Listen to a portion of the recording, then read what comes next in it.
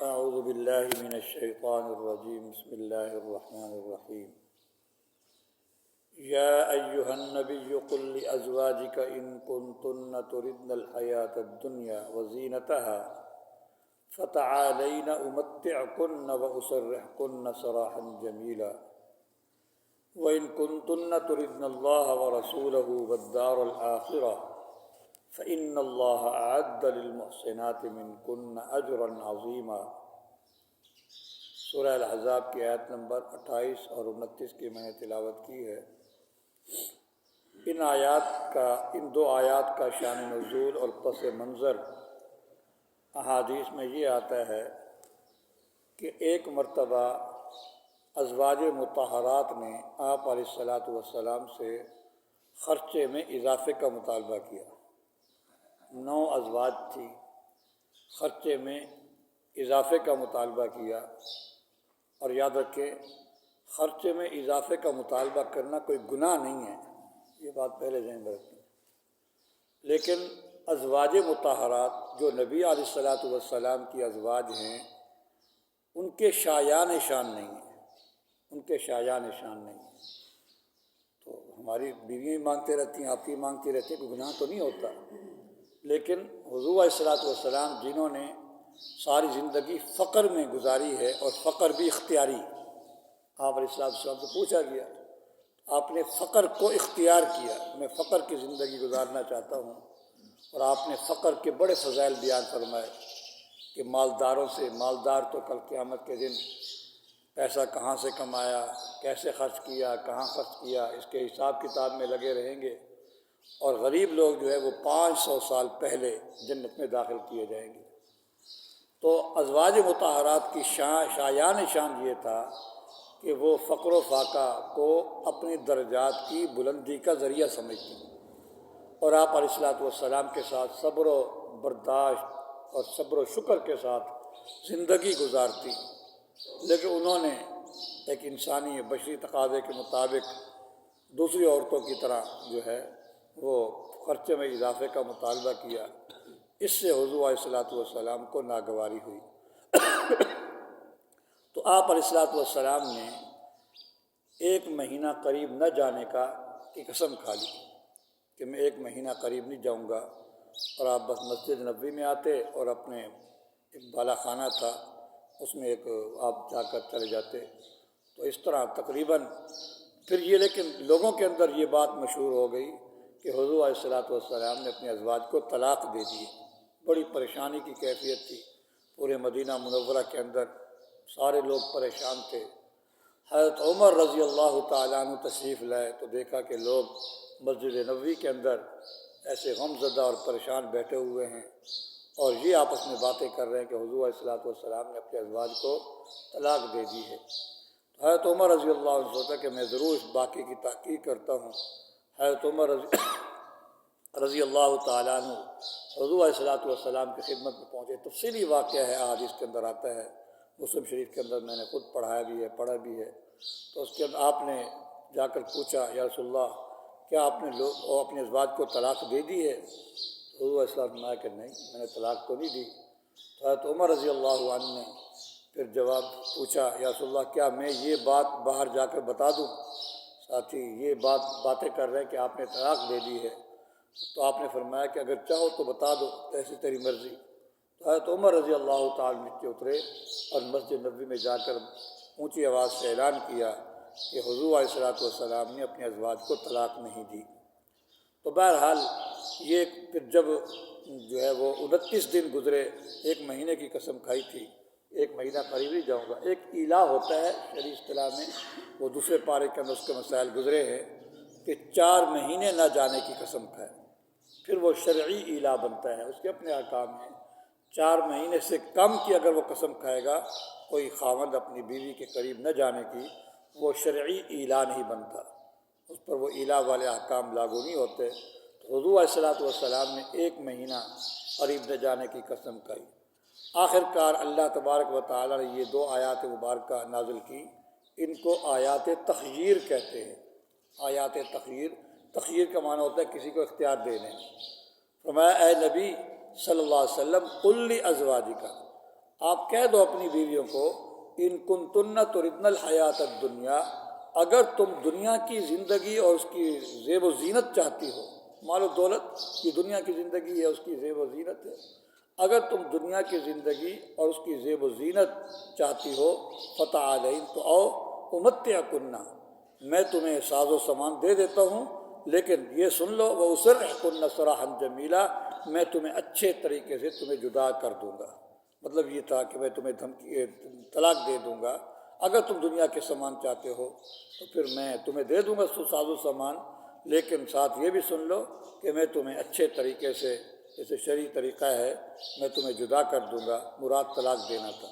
ہاں وَإِن كُنتُنَّ تُرِدْنَ اللَّهَ وَرَسُولَهُ وَالدَّارَ الْآخِرَةَ، اگر تم اللہ کو چاہتی ہو اور اس کے رسول کو چاہتی ہو اور آخرت کے گھر کو چاہتی ہو، تو پھر سن لو اللہ پاک نے نان نفقے کا پھر بھی وعدہ نہیں ہے، تمہیں اضافہ دے دوں، زیادہ دے دوں، لیکن اللہ تبارک و تعالیٰ نے تم نیک عورتوں کے لیے جو ہے اجر عظیم تیار کر رکھا ہے، تم میں سے نیک عورتوں کے لیے اجر عظیم تیار کر رکھا ہے۔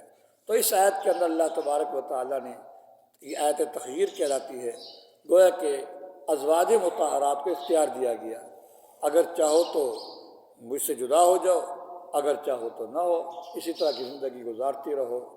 تو بیوی کو اختیار دینے سے، ہماری فقہ کی زبان اس کو یوں کہتے ہیں، وہ یوں کہہ دیتے ہیں اگر تو چاہے تو اس کی دو صورتیں اختیار دینے کی، یا تو طلاق اسی کے حوالے کر دو، تو اگر چاہتی ہے تو طلاق دے دیتی، ٹھیک ہے نا، اس کی یہ بھی ایک صورت ہے۔ دوسری صورت یہ ہے کہ اگر تو چاہتی ہے تو میں تجھے طلاق دے دوں، یہ بھی اختیار دینے کی صورت ہے، اگر تو چاہتی ہے تو میں تجھے طلاق دے دوں۔ اور دوسری صورت یہ ہے کہ طلاق اسی کے سپرد کر دے، تفویض اس کو کہتے ہیں، کوئی کام کسی دوسرے کے سپرد کر دینا، اگر تو چاہے تو اپنے آپ کو طلاق دے دے۔ تو دونوں صورتوں میں علماء کرام یہی فرماتے ہیں اختیار دینے سے طلاق نہیں ہوتی، اور مسلم شریف کے اندر واضح حدیث ہے کہ اختیار دینے سے طلاق نہیں ہوتی۔ ہاں اگر بیوی جواب میں یوں کہ ہاں جی میں نے اپنے آپ کو اختیار کر لیا، یعنی میں نے تجھے اختیار نہیں کیا، میں نے اپنے آپ کو اختیار کر لیا، پھر طلاق بائنہ واقع ہو جاتی ہے۔ ایسی طلاق ہوتی، طلاق ایک ہے، لیکن طلاق بائنہ ہوتی ہے جس سے دوبارہ نکاح کرنا پڑتا ہے اگر یہ کرنا چاہیں تو۔ تو اختیار دینے سے آپ نے اختیار دیا کہ اگر دنیا کی زندگی چاہتے ہو تو میں تمہیں ساز و سامان دے دیتا ہوں، لیکن تمہیں طلاق دے دوں گا، فارغ کر دوں گا۔ اگر تم اللہ، اس کے رسول اور آخرت کے گھر کو چاہتی ہو تو سن لو اللہ تبارک و تعالیٰ نے تم جیسی اور تم میں سے نیک عورتوں کے لیے بڑا اجر تیار کر رکھا ہے۔ یہ آیات مبارکہ آپ علیہ الصلوۃ والسلام نے سب سے پہلے تو عائشہ رضی اللہ تعالیٰ عنہ کو جا کر سنائی کہ اللہ پاک نے اس کا اختیار دیا ہے، اور ساتھ میں یہ بھی فرمایا کہ جواب دینے میں جلدی نہ کرنا، بلکہ پہلے اپنے والدین سے مشورہ کر لینا، بلکہ پہلے آیت سنانے سے پہلے ہی کہہ دیا میں تو اسے ایک بات کہنے لگا ہوں، اس بات میں ذرا جواب دینے میں جلدی نہ کرنا، پہلے اپنے والدین سے مشورہ کر لینا۔ پھر آپ نے یہ آیات مبارکہ سنائی، یعنی کہ اختیار دیا ان کو۔ حضرت عائشہ صدیقہ رضی اللہ تعالیٰ نے ارشاد فرمایا اے اللہ کے رسول، کیا میں آپ کے بارے میں والدین سے مشورہ کروں گی؟ آپ کی جدائی کے بارے میں والدین سے مشورہ کروں گی؟ میں تو اللہ، اس کے رسول اور آخرت کو چاہتی ہوں، مجھے ساز و سامان نہیں چاہیے، میں تو آپ کو چاہتی ہوں۔ تو اس طرح پھر حضرت عائشہ نے یہ بھی فرمایا، جیسے ایک سوکن کی عادت ہوتی ہے، میں نے جو جواب دیا ہے دوسروں کو نہیں بتانا، میں نے جو جواب دیا ہے وہ دوسری عورتوں کو، ازواج مطہرات کو، یہ سوکنوں میں ہو جاتی ہے۔ میں یہ بار بار کہا کرتا ہوں کہ ازواج مطہرات کو محض اس نظر سے نہیں دیکھنا چاہیے کہ یہ نبی کی امتی ہے، ایک عام امتی آپس میں سوکنے ہیں، اس طرح بھی دیکھ لینا چاہیے۔ تو یہ چیزیں ہو جایا کرتی ہیں گھروں کے اندر نا، تو اس لیے فرمایا کہ جو میں نے جواب دیا ہے وہ کسی اور کو نہ بتانا۔ حضور علیہ الصلوۃ والسلام نے ارشاد فرمایا اللہ پاک نے مجھے تکلیف میں پڑھنے والا اور تکلیف میں ڈالنے والا بنا کر نہیں بھیجا۔ اللہ تعالیٰ مجھے تکلیف میں خود بھی تکلیف میں نہ پڑھوں، مجھے یہ بھی شوق نہیں ہے۔ آدمی جان بوجھ کر جو ہے کسی موری کے اندر جا کر منہ دے دے، سر دے دے، یہ بھی اچھی چیز نہیں ہے۔ تو اللہ پاک نے مجھے تکلیف میں پڑھنے والا اور دوسروں کو تکلیف میں ڈالنے والا بنا کر نہیں بھیجا، اللہ پاک نے مجھے سکھانے والا اور سہولت دینے والا بنا کر بھیجا ہے۔ تو میں جس چیز میں سہولت دیکھتا ہوں دوسروں کو بھی بتا دیتا ہوں، بھائی سہولت اس چیز میں ہے، اس لیے تیرا یہ کہنا کہ میں کسی کو نہ بتاؤں، بہرحال میں اس کا وعدہ نہیں کرتا۔ پھر رسول صلی اللہ علیہ وسلم نے سب کے پاس گئے، سب نے اللہ اس کے رسول کو اختیار کیا اور کہا کہ ہمیں ساز و سامان نہیں چاہیے، ایک بشری تقاضے ہوتے ہیں، خواہش ہوتی ہے کچھ زیادہ خرچہ ہو جائے تاکہ اچھا کھا پی لیں. 2 3 چاند جو ہے وہ گھر میں ہنڈیاں نہیں پکتی تھی، چولہا نہیں جلتا تھا، ایسی کیفیت تھی. تو اس کے بعد پھر حضور علیہ الصلوۃ والسلام جب 29 دن پورے ہوئے تو پھر واپس گھروں میں تشریف لائے، ازواج مطہرات کے پاس تشریف لائے. حضرت عائشہ صدیقہ رضی اللہ تعالیٰ عنہا، یا رسول اللہ آپ بھول تو نہیں گئے، آپ نے تو 1 مہینے کی قسم کھائی تھی. تو میں عائشہ یہ مہینہ 29 کا ہے، یہ مہینہ 29 کا ہے، کبھی مہینہ 29 کا ہوتا ہے، کبھی 30 کا ہوتا ہے. تو اس طرح ان آیات مبارکہ کے اندر اللہ تبارک و تعالیٰ نے ان آیت کو آیت تخیر کہتے ہیں. اس کا یہ واقعہ پس منظر بنا، سبب نزول بنا کہ ازواج مطہرات نے نان و نفقے میں اضافے کا مطالبہ کیا تھا. اور نان و نفقے میں اضافے کا مطالبہ کرنا یہ بات ذہن میں رکھے کہ یہ کوئی گناہ نہیں ہے، البتہ اونچے لوگوں کے شایع نشان نہیں ہے، بڑے لوگوں کے شایع نشان نہیں ہوتا. تو بڑے لوگوں کی بڑی باتیں ہوتی ہیں. میں پچھلے دنوں میں یہ عرض کر رہا تھا، اللہ تبارک و تعالیٰ نے کیا، ہمیں یہ لیکن گنجائش نہیں بنتی. ہم جب یہ تفسیر پڑھاتے ہیں تو یہ واقعہ اس طرح کی باتیں کرتے جاتے ہیں، لیکن عام حالات میں کوئی ایسی بات زبان سے نہیں نکلنی چاہیے جس سے ازواج مطہرات کی شان میں جو ہے وہ کمی ہو جائے، کوتاہی ہو جائے. بہت بری بات ہوتی ہے. بس یہ بڑے لوگوں کی باتیں ہیں. دادا باپ کو تو ڈانٹ سکتا ہے، لیکن جب میں نے دیکھا کہ دادا باپ کو ڈانٹ رہا ہے تو میں بھی باپ کو ڈانٹنا شروع کر دوں، یہ تو بیوقوفی ہے. دادا ہے، وہ اپنے بیٹے کو ڈانٹ سکتا ہے، لیکن مجھے تو حق نہیں ہے کہ میں اپنے باپ کو یہ دیکھ کر کے دادا ڈانٹ رہا ہے تو میں بھی ڈانٹ دوں. وہ تو میرا باپ ہے، اس لیے میں تو اس کو نہیں ڈانٹ سکتا نا. تو یہ تنبیہات اللہ تبارک و تعالیٰ تو کرتے رہتے ہیں، لیکن ہمارے شایع نشان نہیں ہے اس طرح کی باتیں زبان پر لانا. بہرحال یہ گناہ بھی نہیں ہے، البتہ ان کے شایع نشان. اعوذ باللہ من الشیطان الرجیم، بسم اللہ الرحمن الرحیم. یا نساء النبی من یأت منکن بفاحشۃ مبینہ یضاعف لها العذاب ضعفین وکان ذلک علی اللہ یسیرا. ومن يقنط منكن لله ورسوله وتعمل صالحا نؤتها أجرها مرتين وأعتدنا لها رزقا كريما. سورہ الاحزاب کی آیت نمبر 30 اور 31 کی میں نے تلاوت کی ہے. پارہ نمبر 21 کی آخری آیت ہے اور پارہ نمبر 22 کی پہلی آیت ہے. اللہ تبارک و تعالی خاص طور پر ازواج مطہرات کو خطاب فرما رہے ہیں. یہ بات ذہن میں رکھیں، جو جتنے اونچے مرتبے کا ہوتا ہے، جس کا مرتبہ جتنا اونچا ہوتا ہے اس کا مواخذہ بھی اتنا ہی زیادہ ہوتا ہے. اس طرح محل کے عظمت والا ہونے سے گناہ بڑھ جاتا ہے. جیسے ایک آدمی اگر عام بازار میں کوئی چوری کرتا ہے گناہ ہے، لیکن وہی آدمی اگر مسجد میں چوری کرے تو مسجد کی وجہ سے اس کا گناہ بڑھ جائے گا. اگر وہی گناہ وہ مسجد حرام میں جا کر کرے تو جگہ کی عظمت کی وجہ سے وہ جو جرم ہے اس کی وہ بڑا ہوتا جاتا ہے. جس طرح کہ ہمارے آپ کے ذہن میں ہے کہ نیکی بھی بڑھ جاتی ہے. ایک آدمی گھر میں نماز پڑھتا ہے تو 1 نماز کا ثواب ملتا ہے، مسجد میں باجماعت نماز پڑھتا ہے تو 27 نمازوں کا ثواب ملتا ہے. پھر مسجد نبوی میں جا کر پڑھے تو جو ہے وہ 10,000 نمازوں کا ثواب ملتا ہے یا 50,000 نمازوں کا، اور مسجد حرام میں جا کر پڑھے تو 1,00,000 نمازوں کا ثواب ملتا ہے. تو جس طرح جگہ کے عظمت والا ہونے سے ثواب بھی بڑھ جاتا ہے اور وبال بھی بڑھ جاتا ہے، اسی طرح جو ہے کسی کا مرتبہ اپنا زیادہ ہو انسان کا. اب ایک آدمی ہے نیک ہے، اس کی اگر جماعت چھوٹ جائے تو سب انگلیاں اٹھاتے ہیں کہ یار وہ تو اتنا آدمی ہے، یہ ہے وہ ہے. انگلیاں اٹھانے والے زیادہ ہوتے ہیں اس کی عظمت کی وجہ سے.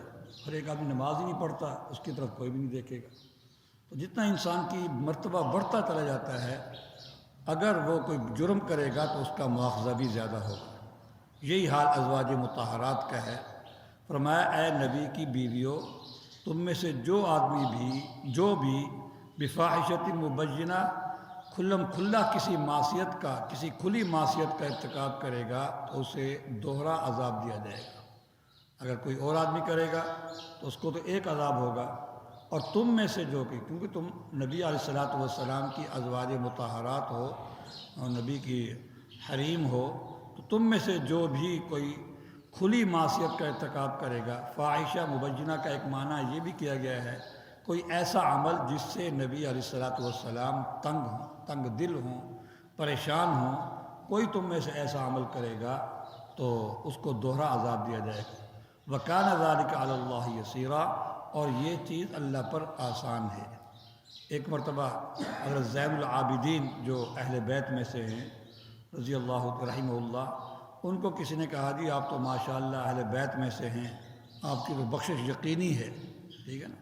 تو وہ انہوں نے ہاتھ جوڑ دیے، ناراضگی کا اظہار کیا، فرمایا کہ جتنا انسان بڑا ہوتا ہے اس کی چھوٹی لغزش پر بھی گرفت ہوتی ہے، اس کی لغزش پر جو ہے وہ زیادہ پکڑ ہوتی ہے۔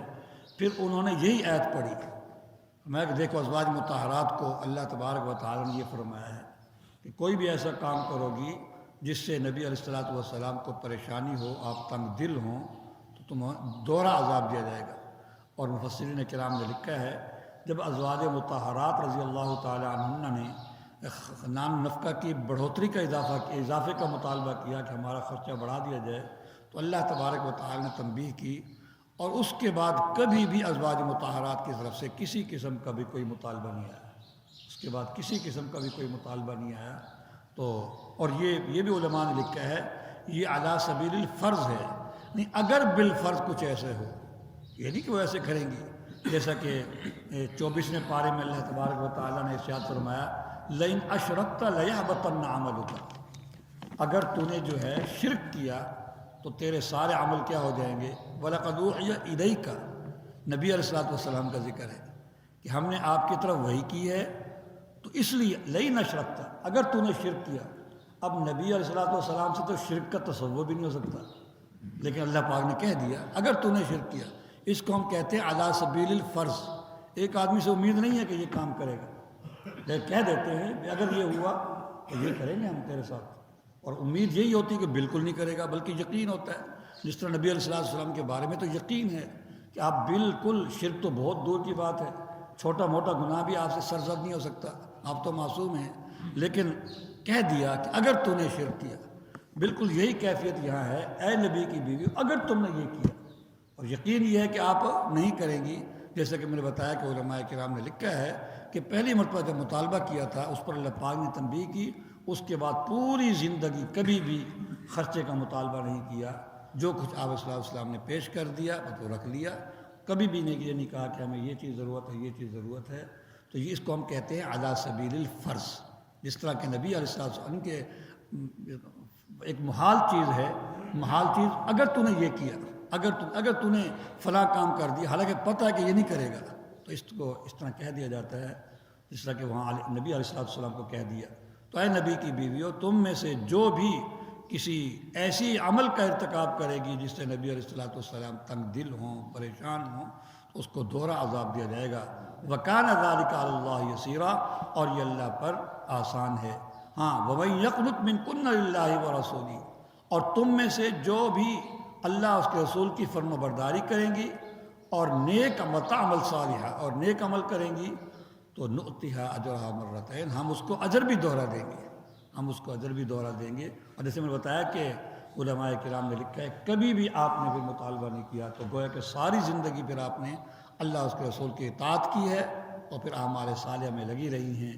وَأَعْتَدْنَا لَهَا رِزْقًا كَرِيمًا، اور ہم نے ازواج مطہرات کے لیے جو ہے رزق کریم جو ہے تیار کر رکھا ہے، عزت والا رزق تیار کر رکھا ہے آخرت کے اندر۔